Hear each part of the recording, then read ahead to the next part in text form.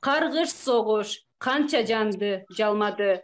Kar kaytanı ölgöndördün jarlары, kar kaytanı kara kiygen eneler, kayra kırgın körbөсүнчү baldары. Баары alıp geldi жеңиш майрамы, bakta gülдөр tegiz mömö bayladı. Torgoy kökkö tuyuk çekit koydu da, tınçtık bozup tınım albay sayradı. Meyli torgoy bustun tınçtıktı, körgüm kelbet ölüm menen mıltıktı. Soğuş büttü, tаңдык sokku jarattı.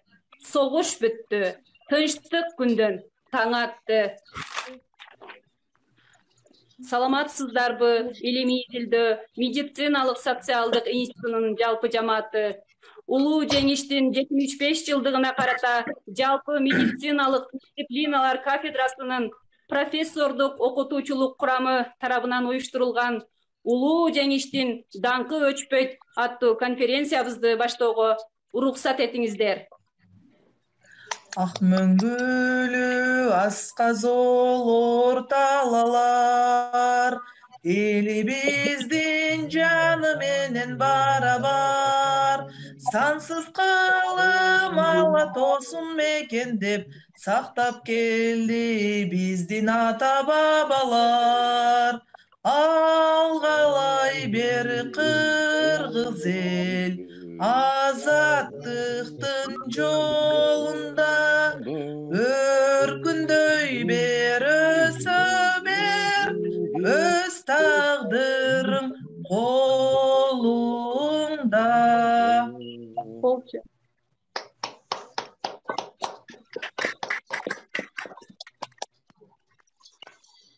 Бүгүнкү улуу жеңиштин даңкы өчпөйт конференциябызды ачып алуу үчүн Илимий Изилдөө медициналык социалдык институтунун ректору, физика-математика илимдеринин доктору, профессор Куштарбек Баймуратовичке беребиз.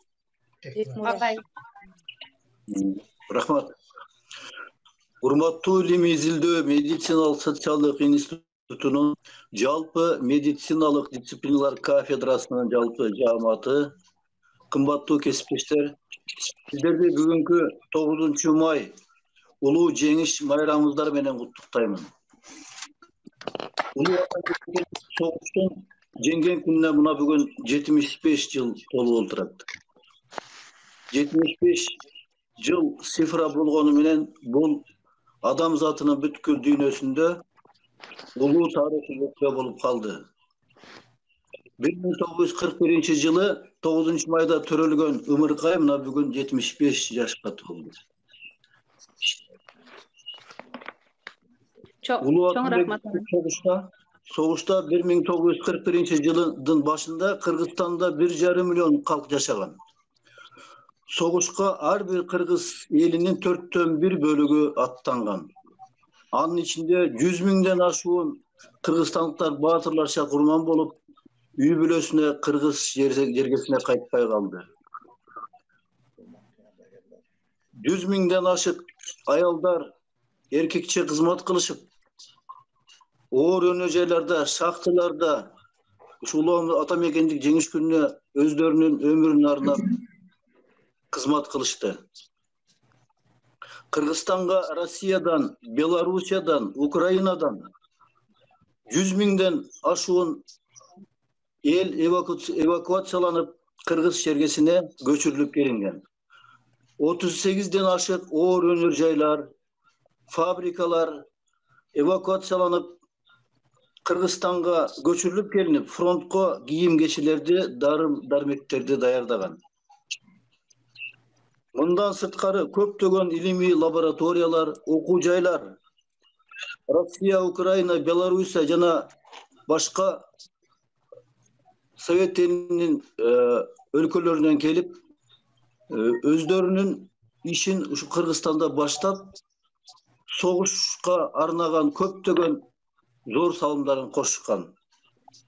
Азыркы күндө ошол биз үчүн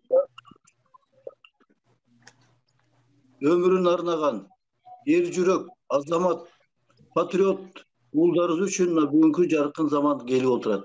Ошондуктан сиздерди урматтуу кесиптештер, бүгүнкү майрамыңыздар менен куттуктап, дүйнө жүзүндө ар дайым тынчтык болуп, согуш болбосун. Эч ким эч качан унутулбайт. Сиздерди бүгүнкү 9 май майрамыңыздар менен дагы бир жолу кызык куттуктап, чың ден соолук, узак өмүр каалап, иштериңиздерге ийгилик каалап, тынчтык заманда жаркыраган келечектин патриоттуу жаштарын тарбиялап, аларга билим берип, келечекке салым кошуңуздарга тилектешмин. Ар дайым сак саламатта болуңуздар, улуу кесиптештер.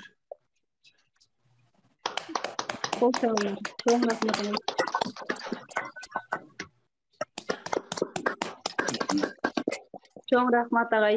Кийинки сөз кезеги Илимий изилдөө медициналык социалдык институтунун жалпы медициналар кафедрасынын башчысы, саламаттык сактоонун ардактуу отличниги, медицинанын PG доктору Жуманалиева Максуда Бекиевна эжекебизде. Урматтуу коноктор, окутуучулар жана студенттер, бүгүн улуу жеңиштин даңкы өчпөйт аттуу конференциябыздын ичине ийгилик каалайм. Бул жеңиш үчүн канчалаган көз жаш акты, канчалаган кыйынчылыктар болду. Согуштун апатын көзүбүз көрбөсүн, кулагыбыз укпасын, кинолордон гана көрөлү. Биздин ардагерлер өлүмгө тике карап, жеңиш менен кайтышкандыгы, ушундай жашоону бизге белек кылып калтыргандыгы биз үчүн чоң бакыт. Ушул биздин тынчтык жашообуз, жыргал жашообуз бизге пут болсун жана күбөлүк болсун. Көңүл бурганыңыздар үчүн чоң рахмат. Чоң рахмат эжеке. Кийинки сөз кезекти Илимий изилдөө медициналык социалдык институтунун окуу бөлүмүнүн башчысы Нарымбетов Талантбек Канатбекович. Саламатсыздар, урматтуу кесиптештер. Бардыгыңыздарды бүгүнкү жеңиш майрамы менен чын жүрөктөн куттуктайм. Бүгүн улуу жеңишке 75 жыл толуп отурат. Ошол убакта биздин ата бабалар жасаган ээликтерди эч качан эч ким унутпайбыз. Дайым ушинтип жакшы күндөрдү эскерип турууга Кудай насип этсин. Ошол учурда 45-жылы Кыргызстандан 360 миңдей жоокер согушка катышып, анын 90 миңдей жоокери курман болгон экен. Бул деген мындай апат болбосун, мындай нерсе мындан баары болбой, дайым жакшылык күндөрдө жолугуп, тынчтык күндө жашоого насип этсин Кудай. Баарыңыздарга ден соолук, ийгилик каалайм, дайыма жакшы күндөрдө жашоого Кудай насип этсин. Илимий изилдөө медицина социалдык институтунун желеги бийик көтөрүлүп, дайыма жеңишибиз көп болсун. Байрамыңыздар менен.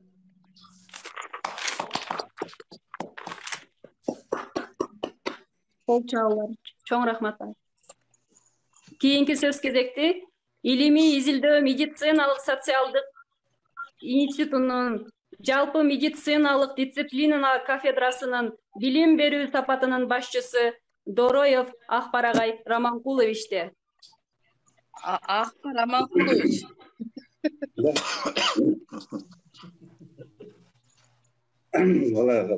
Саламатсыздарбы, урматтуу Шорбек Бекмуратович, урматтуу Илимий изилдөө медициналык социалдык институтунун профессордук окутуучулар курамы, урматтуу студенттер, баарыңыздарды бүгүнкү улуу жеңиш майрамыңыздар менен куттуктайм.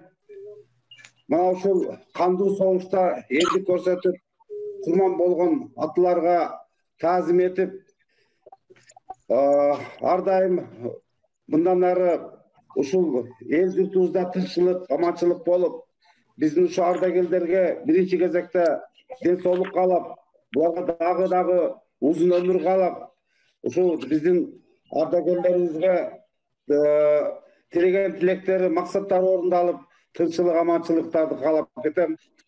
Мына ушул бейпил турмушта жашап жатканыбыз үчүн дагы бир жолу ушу сиздерге таазим этебиз.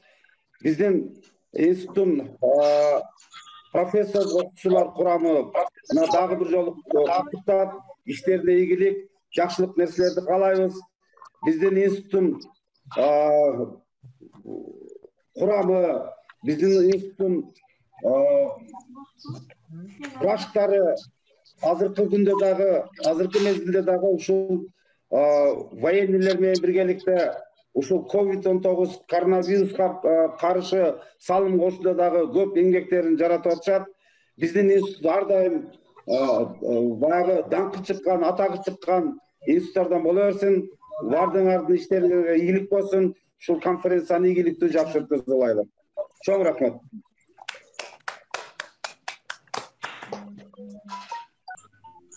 Улуу ата мекендик согуш 1941 жылы 22 июнда фашисттик Германиянын Советтер өлкөсүнө кол салуусу менен башталган. Бул кара күн Советтер Союзунун курамындагы 15 республиканын баарынын башына түштү. Элин, жерин, мекенин коргоо үчүн эр азаматтар жөнөп жатышты. Ошол эле учурда кандуу согуш уланып, эр азаматтар өз эрдигин көрсөтүп жатышты. Мына ошол апаат күндөр аяктап, жеңиш күнүнө 75 жыл толуп олтурат. Абдилкасимов Азизахон, монолог о войне. Что ты знаешь про войну? Ты, быть можешь, знаешь, как людей убивать. Или ты знаешь, каково это война. Для тебя война — это неизведанное, что-то новое, что-то героическое. Я тоже так думал. На войну ехали, же были, как и ты. Ими же молодыми, такими же глупыми. Дураками, одним словом. Думали, что война — это некая романтика. А все не так оказалось. Война сопли утирает мгновенно. Когда ты лежишь под обстрелом, рядом бабахой, что ты всеми потрохами чувствуешь взрыв.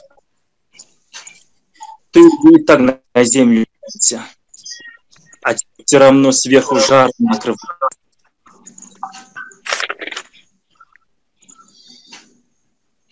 От разрывов.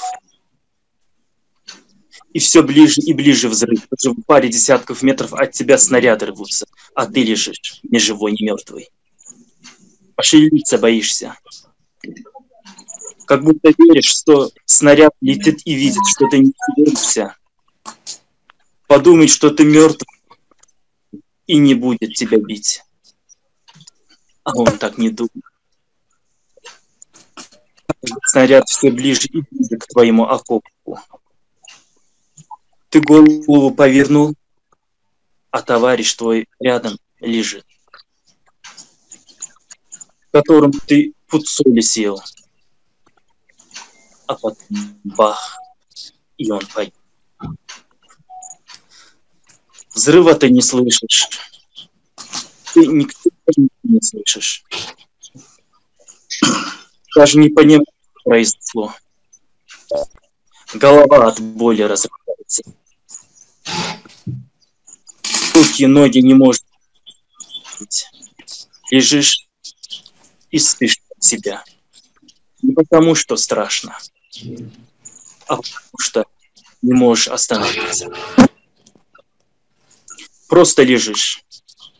Руки в лицо какой-то пакости вонючей. Ты начинаешь себя подпирать, пытаясь понять, что происходит. И тут понимаешь, что есть в крови. Первая мысль — ноги оторвала. Начинаешь себя ощупывать, все на месте, а кровь все равно есть. А потом смотришь, а это не кровь. Да и не кровь, а кишки с мясом вперемешку. И не твои, а тот, с которым ты на одной улице рос. 17 лет нога в ногу по жизни прошагал. с которым ты одну сигарету на двоих делил, которого ты побил. Мерзкость не столько, что вздохнуть не хочет. И ты лежишь во всем этом дерьме крови, а вокруг снаряды рвутся. А ты лежишь, орешь, плачешь. И ты только об одном думаешь, чтобы тебя поскорее убило к чертям. Потому что страшно. Жить страшно. Вдохнуть хочется. Страшно. Понимаешь?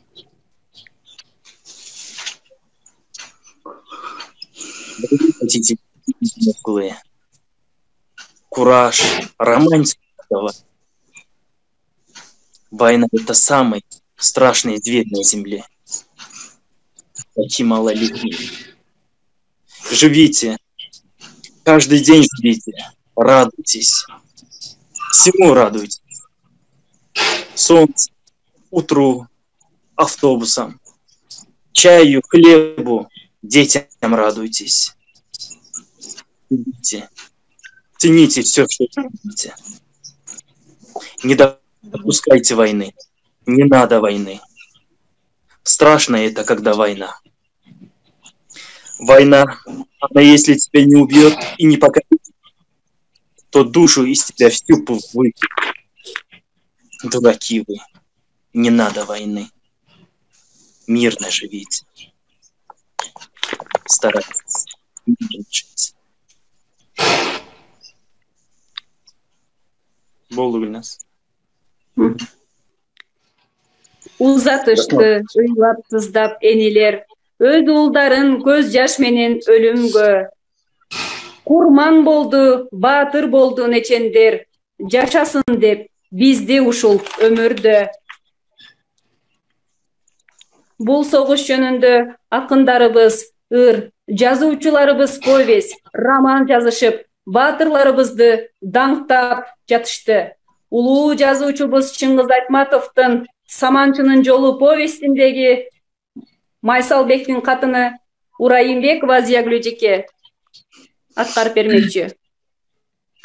Апаке, ак сүтүңдөн айланайын апакем. Мен сени кандай киши экениңди билбесем, бул катты жазбайт болчумун. Сенин акылмандыгыңа, кайратыңа, сенин күчүңө ишенип жазып олтурам. Ошентсе да эмнени түшүндүрүп, эмнени айтууга таба албай, алакандай акпаратты тиктеп отурган кезим. Акыр түбү менин кылган ишимди туура деп табаарсың. Мен ага өзүмө ишенгендей ишенем. Оба, апа, сөзсүз мени туура дээрсиң. Антсе да түшүнөсүң да, жүрөгүңдүн түпкүрүндө мага деген айтылбай суроон калар. Балам, кантип өз өмүрүңдү өзүң кыйдың? Адамга бир гана бир жолу берилчү бул жарык дүйнө менен эмнеге өзүң эле коштошуп кете бердиң? Мен сени эмнеге төрөп, эмнеге чоңойттум? Оба, апа, энесиң, бул суроого кийин тарых жооп берер. Ал эми менин айтарым, согушту биз тилеп алган жокпуз. Бул көптүн башына келген кыйын иш. Бул бүткүл адам баласына балта урган зулум күч. Биз аны менен күрөшпөй кое албайбыз. Аны үчүн кан төгүп, аны үчүн жан берип, аны кыйратып жок кылууга милдеттүүбүз. Антпесек, биздин адам деген атыбыз өчөт. Мен согушта жүрүп, эрдик көрсөтөйүн деп эч качан эңсеген эмес элем. Мен өзүмдү эң жөнөкөй, эң бир ишке мугалимдикке даярдап жүргөм. Заманам ушул экен. Балдарды тамга таанытып, окутуунун ордуна курал кармап жоокер болдум. Ал менин айыбым эмес. 1 сааттан кийин мени мекеним тапшырган ишке барып, кайра кайтпаймын. Душмандын талуулуу жерине барып, аны кыйратып, өзүм да жок болом. Мекен үчүн, эл үчүн, жеңиш үчүн, дүйнөнүн бардык жакшылыгы үчүн. Ыйлаба, апа, эч ким ыйлабасын. Кош, түбөлүккө кайыр кош. Кош, караныңдан айланайын алатоом. Сенин мугалим уулуң, лейтенант Майсалбек Субанкулов. Ошол менен эле бирге Чыңгыз Айтматовдун Саманчынын жолу повестиндеги Толгонайдын же эне менен болгон маеги. Амансыңбы, куттуу таалам. Аманчылык. Келдиңби Толгонай? Былтыркыдан да кары түшүпсүң го. Чачың куудай, колуңда таяк. Өмүр өтүп бара жатпайбы, жеринем. Арадан дагы 1 жыл өттү. Бүгүн менин сыйынуу күнүм. Билем, келериңди күтүп жаткам Толгонай. Бул жолу сен балаңы да ээрчите келмек эмес белең? Ооба, бирок бул сапарда жалгыз келдим. Демек, сен ага эчтеке айткан эмес экенсиң да Толгонай? Жок, айта албадым. Айтор, эртеби кечпи акыры бир күнү алуугат да Толгонай. Элдин арасында оозу бош бирөө жарым жок дейсиңби? Аның чын, эртеби кечпи акыры бир күнү билет. Аркы теркини түшүнө тургандай чоңоюп да калды өзү. Бирок мен үчүн ал дагы эле чалагайым бала сыяктанат. Корком. Балалык кылып өткөн кеткенди туура түшүнө албай, ичи сууп калабы деп аярлайм. Анткени менен адам чындыкты бир күнү билиш керек да. Мен билген чындыкты сырдашым, касиеттүү жер, сен билген чындыкты, элдин баары билген чындыкты азырынча жалгыз эле ал билбейт.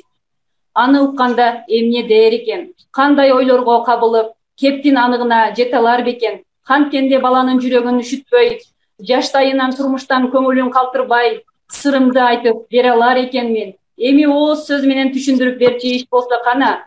Кийинки күндөрдө ойлогонум эле ушул. Күнү түнү ойлоном. Кышында сыркоолоп, төшөктө жатканымда өлүмдөн анча корккон жокмун. Ажал жетсе, каяша кылбай шыр эле жүрүп кетмекмин.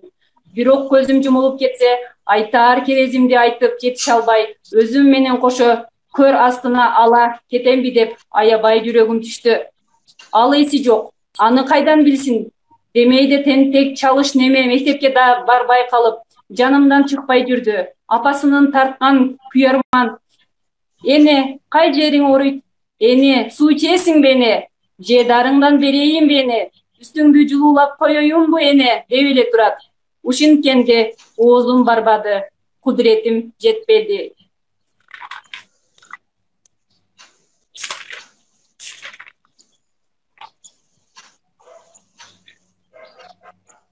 Кас душмандын мизин кайрып кылычтай, канча мезгил чарчоо билбей тыныкпай, ата журт деп кан майданда даалай жан, ажал таап көчүп кеткен булуттай. Курган согуш энелерди сыздатып, койгон эмес жоокерлерди курутпай, эстеп дайым жеңиш күнүн даңктайбыз, эч убакта эч нерсени унутпай. Кийинки кезекти Абдилкасимов Азизахон, Кыргызстан баатырларын эскерүү. Улуу ата мекендик согуш жылдарында Кыргызстандан фронтко 360 000 адам чакырылган. Алардын ичинен 1000 адам ордендер жана медальдар менен сыйланышкан. Алардын ичинде 29 солдат Данк ордени, 73 солдат Советтер Союзунун баатыры намы менен сыйланышкан. Улуу ата мекендик согуш мезгилинде 90 000ден ашуун кыргызстандык солдат каза болду. Жана 5 000ден ашуун жоокер дарынсыз жок болду. Жалал-Абад облусунан 33 000ге жакын жоокер согушка чакырылган. Алардын 18 000 артка кайтып келген эмес. Бүгүнкү күндө облуста улуу ата мекендик согуштун ардагерлерин саны күндөн күнгө азаюуда. Мисал алсак, Сузак районунун Көк Арт айыл аймагынын Жалгыз Жаңгак айылындагы ардагер Абдурайым Кадыркулов. Ал 1945 жылдын январында фронтко чакырылган. Ал кезде ал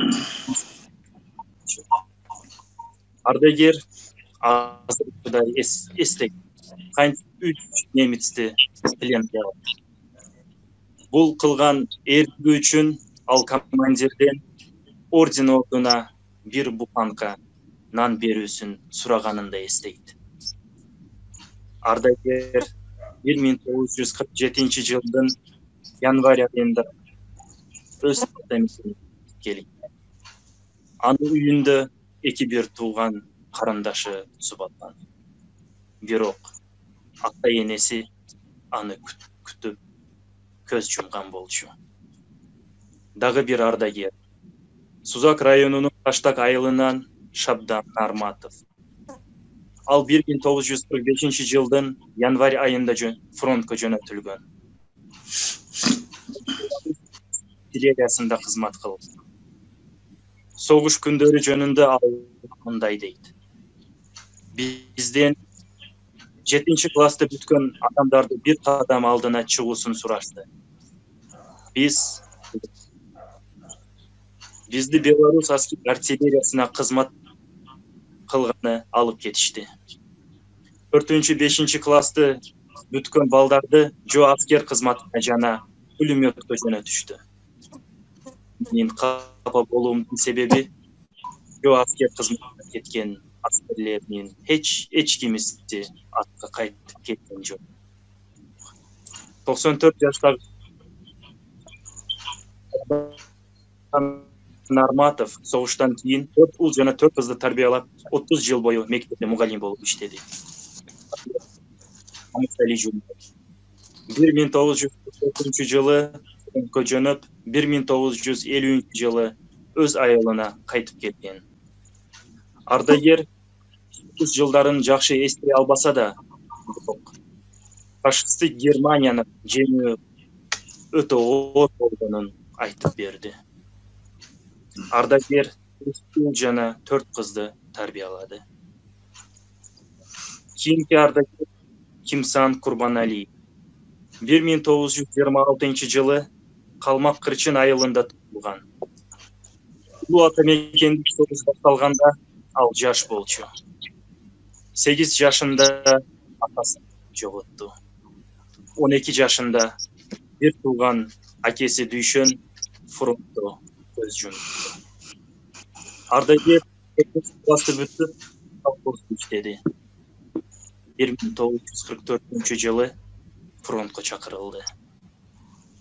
Ардагер согуш жылдары жөнүндө ушундай дейт. Көзүбүздүн алдында бүгүн жоокерлер курман болду. Курман болду чөнтөгүнөн нандарын, картошкасын алып жеген күндөрүбүз да болгон. Согуш бүткөндөн кийин ардагер калыбына келтирүү иштерине катышкан. Ал 3 уул жана 1 кызды тарбиялады. Бардык ветерандарды келе жаткан улуу жеңиш күнү менен куттуктайбыз. Сиздерге Чоң рахмат. Рахмат чоң. Кийинки кезекти жандуу көркөм ыр менен Урайымбекова Зиягүл эжеке улуу жеңишке 75 жыл.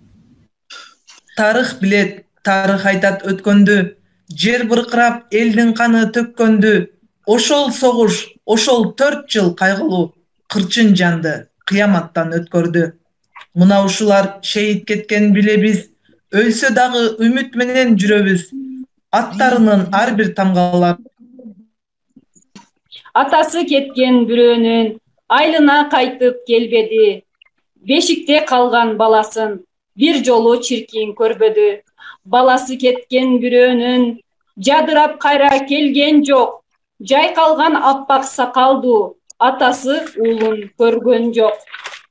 Урматтуу коноктор, окутуучулар жана студенттер, бүгүн мына 9 май улуу жеңиш күнүнүн 75 жылдыгын белгилеп отурабыз. Ушул улуу жеңиш күнүнө арналган 75 жылдыгына арналган улуу жеңиште даңкы өчпөйт аттуу конференциябыз аягына чыгып атат. Ушундай жеңиш күнү менен биздин илимий изилдөө медициналык социалдык институтунун ректору, физика математика илимдеринин доктору профессор Куштарбек Бекмуратовичке, ошондой эле окуу иштери боюнча проректор, техника илимдеринин кандидаты, доцент Руслан Назарбаевичке, окуу бөлүмүнүн башчысы Талантбек Канатбековичке жана ошондой эле Азамат Саидович, сиздерге башыбызды ийип таазим кылып рахмат айтабыз. Алтындай болгон убактыңыздарды майрам болгонуна карабай келип катышып берип атасыздар. Сиздерге чоң рахмат, ишиңиздерге ийгилик. Ошондой эле ушул биздин кафедрадагы окутуучулар уюштурган окутуучуларга дагы убакыттан пайдаланып рахмат айткым келип турат. Чындыгында бүгүн улуу жеңиш күнүндө биздин ардагерлердин эрдигин эскерүү бул биздин атуулдук парызыбыз. Канча сөз айтсак дагы, канча мактоолорду айтсак дагы баардыгы жарашат. Ошолор кандуу согушта өздөрүнүн эрдиктерин көрсөтүп, бизге ушундай жакшынакай, жаркыраган күндү белекке берди. Биз аларга таазим айтабыз. Алардын эрдигине дайым унутпайбыз. Улуу жеңиштин даңкы эч качан өчпөйт. Эч качан эч ким эч нерсе унутпайт. Келип бергениңиздер үчүн чоң рахмат. Ушун менен конференциябыз кайына чыкты. Чоң рахмат эжеке. Майрамдык маанай уюштуруп бердиңиз бүгүн бекер отурасыз үйдө. Катышкандарга чоң рахмат. Жакшы маанайлыктарды айттыңыздар. Согуш болбосун эми, тынчтык болсун. İşlerimizde her daim yaxşılıklar olsun. Oruz ayınızlar menен. Rahmat ağay.